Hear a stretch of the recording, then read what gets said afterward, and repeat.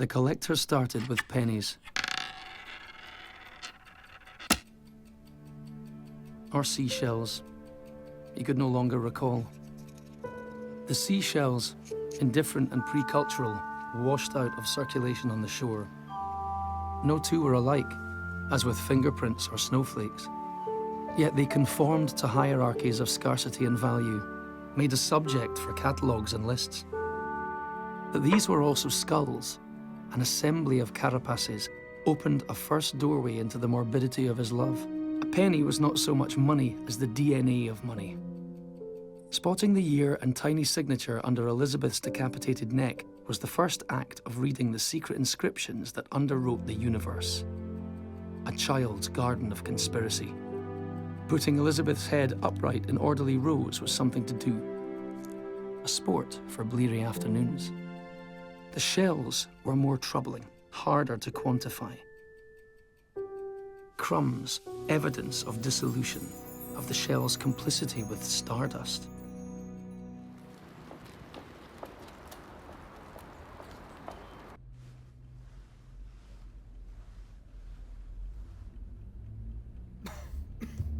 Is there much more of this? Almost done.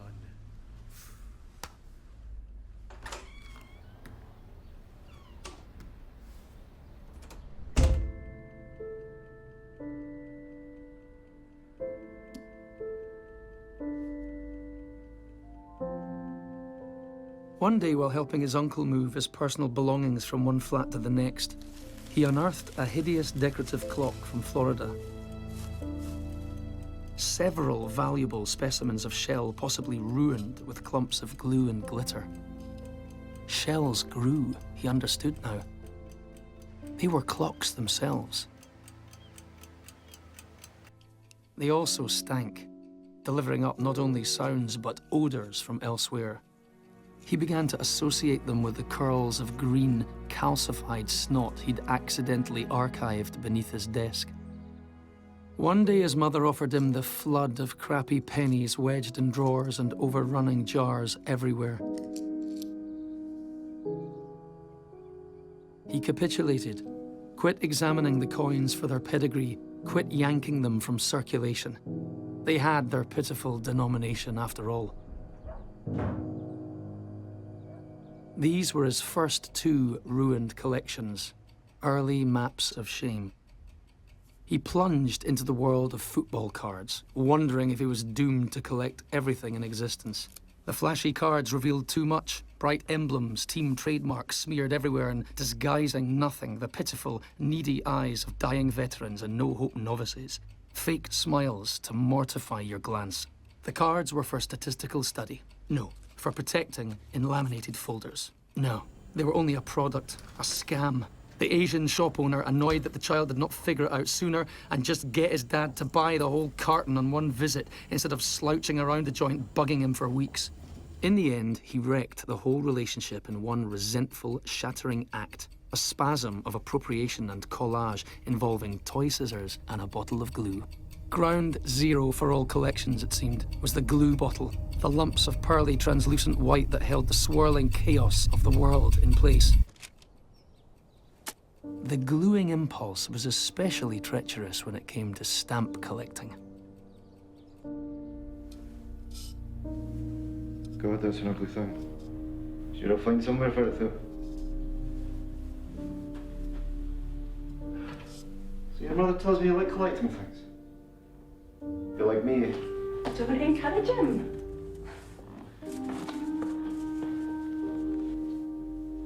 Enjoy.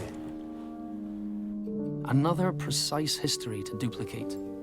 In 2 years of solid work, he'd never catch up with the backlog of stamps to soak or steam off envelopes. The ideal stamp had nothing to do with this bogus labour, but was clean of postmark, never licked, perhaps even in an intact block of 4.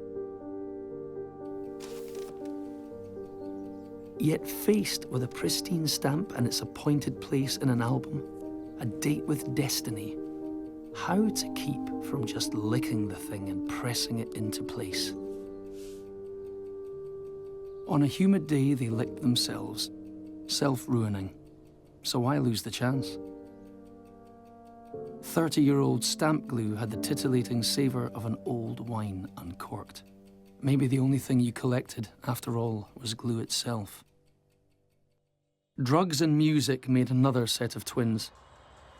Each were like seashells or stardust you took into your body.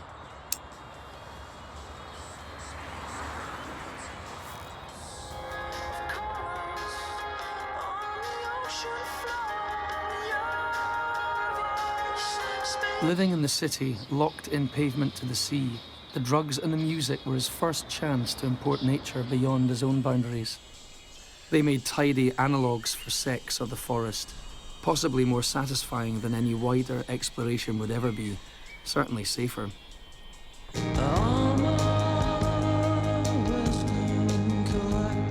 First you saw a band, absorbed the essence of live moments which, like drug fumes, evaporated into your organs, leaving no evidence apart from your altered sense of self.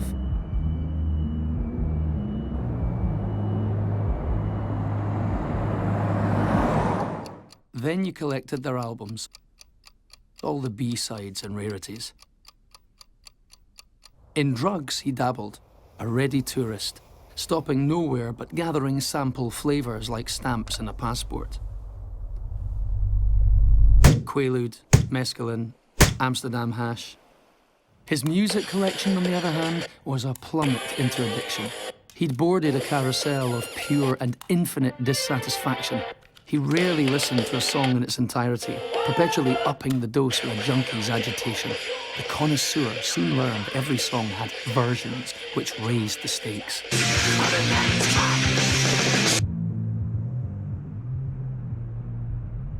The first time he put blotter acid on his tongue, he thought about his football card collection.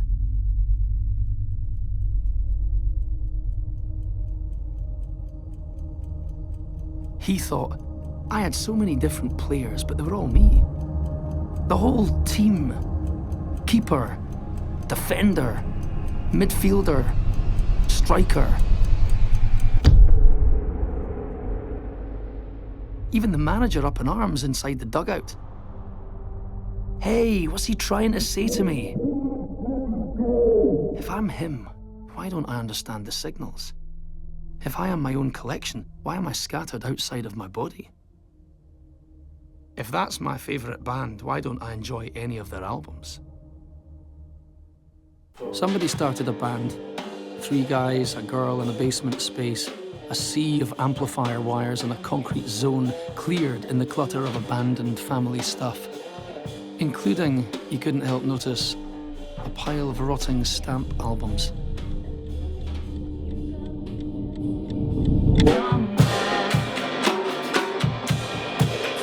Lurching, perky, jerky song openings with no firm conclusion in mind, except perhaps the ongoing argument certain to escalate to band breakup level sooner or later, which would easily enough solve the problem of how to end the song.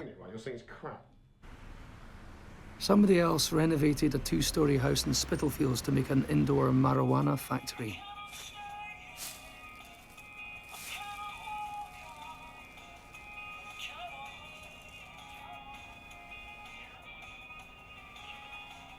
No, I don't. No, This you is can't, just, can you? no, this is not on. Okay, just. No. Yeah. I'm not doing. Yeah, okay, yeah, go on, do that.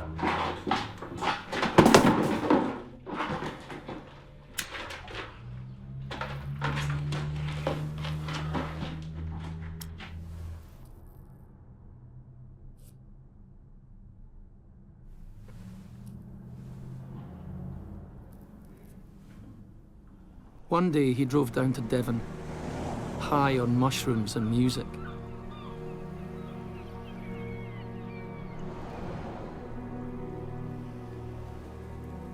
At that moment, he realized that everything he loved most was a seashell. Maybe it was time to get out of the city.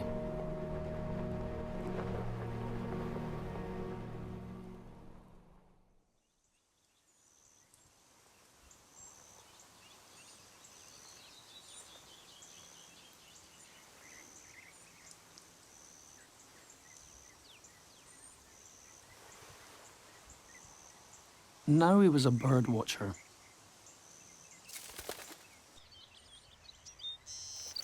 He enumerated them in his book, A Reverse Peeping Tom.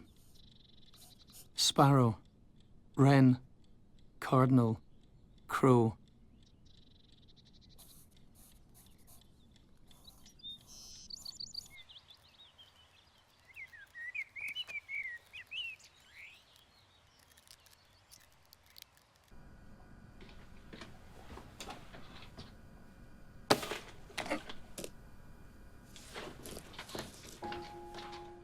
Not all birds were birds, he felt. Category errors nagged his psyche. He wanted a division between water and sky.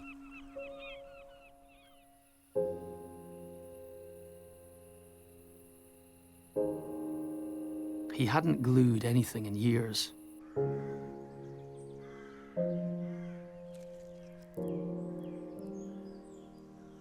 Poison was the new glue.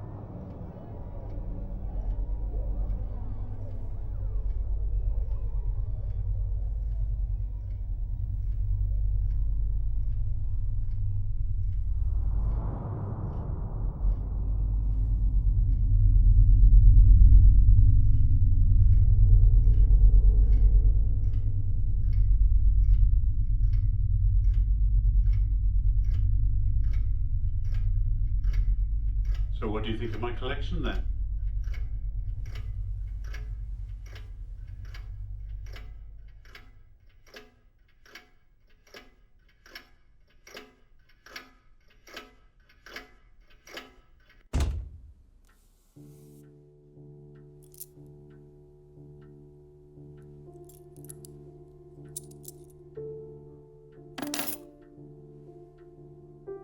You have one message. Message 1. Hi, son. It's your mum. I've got some bad news. Your uncle. He passed away last night. I was wondering if you could come down and help me pack up his things.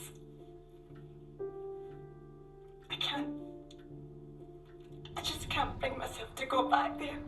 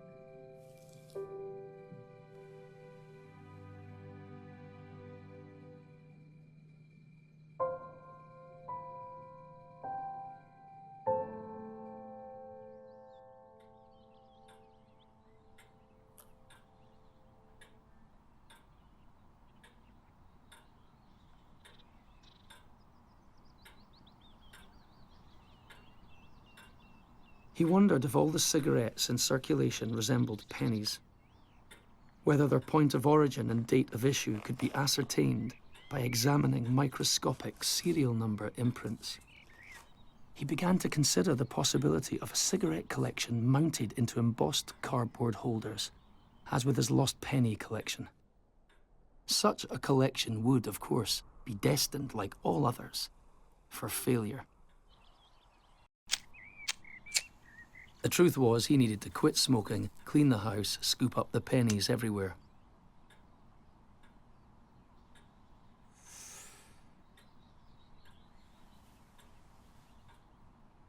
He would be okay, though.